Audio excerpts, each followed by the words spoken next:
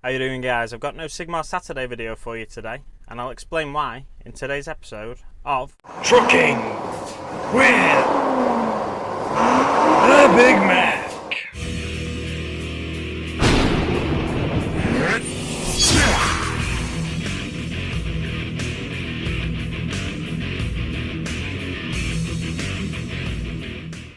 Okay, so apologies. Yeah, so Trukkin with the Big Mek. If you don't know what it is, I'll just be sat in my lorry and I'll be chatting to you. More often than not, it's just going to be a hobby update kind of thing.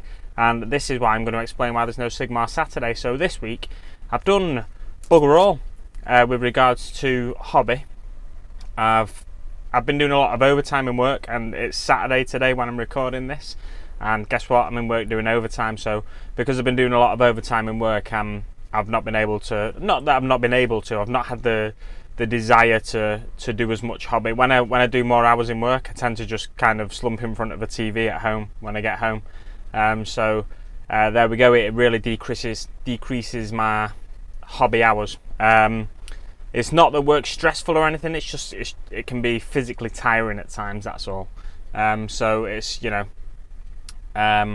basically, yeah, that's the reason there's no Sigmar Saturday this week, because there'd be no update. I think I might at some stage do a Sigmar Saturday episode where I talk a little bit about the fluff, but I'm not at a stage where I know anything about the fluff yet. I mean, I know little bits, snippets that were released in the White Dwarf weeklies that were around when Age of Sigmar was launched, but nothing. We don't know anything major really. I know a little bit about the end times and stuff, but then obviously the Age of Sigmar is set like thousands of years after that, I think, but I'm not certain. Anyway, so other hobby news. My Cerastus Knight Castigator, that is progressing slowly still. You've not seen an update for it, but I'll do one soon. I've got a little bit more work done on that, a bit of work done on some of the weapon arms. Or some of the weapon arms. There's only 2 weapon arms, yeah, so both of the weapon arms, a little bit of work done. Got some metallics on there recently, last week, so you'll be seeing an update for that at some point in the near future. I still need to do an unboxing video, or an unenveloping video, for a prize I won from Malaga War Games. So I'll do that at some point in the future. What else hobby-wise? Oh yeah, I've had for years. When I got back into the hobby, I didn't know an awful lot about recasting, and I bought off eBay an Angron miniature. It was the first Primarch released by Forge World Angron, and I bought off eBay an Angron miniature from a guy in Greece, and I think it was roughly around half price of the Angron miniature from Forge World.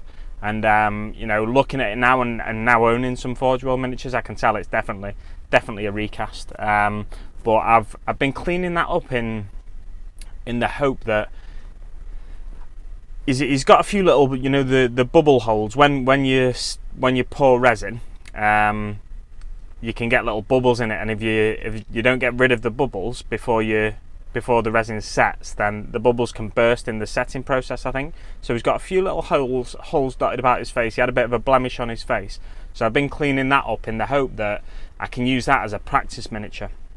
And the practice miniature, because I want to paint a Primarch before I get Magnus, so I'll be using that to practice before I get Magnus. So I'm confident even when I do get Magnus, the Forge World one that is, not the 40k one, if I do get Magnus, that I'll be able to do a good job on him. So I'll be using that. There might be some videos coming up in the future for that. I could do a video of comparing the cast, or talking about the cast really, and showing you why it's not as good as Forge World. If there's anyone out there that is thinking about buying recast stuff, it's kind of like the pitfalls of it really. Sometimes some recasters I'm sure can do a good job, but with this Angron miniature, if you look at little things, he's got like some of his knee pad missing and stuff like that in the tread of one of his boots. it's kind of it looks like the mold's kind of slipped or something, or that's maybe where they've had a join in the mold, and the tread doesn't match up on the left and right, and on the medial and lateral side of his boot, the inside and the outside. So I'll show that to you in a video, I think. So it's kind of like the pitfalls of recasting. So yeah, just a little quick hobby update for you today to give you a little bit of content. Sigmar Saturday was never supposed to be a weekly show, by the way, just in case you were wondering. It's always intended to be just, you know, semi-regular content for me. But it kind of turned into a weekly show. So if you're a little bit disappointed, I apologise that there's no Sigmar Saturday this week.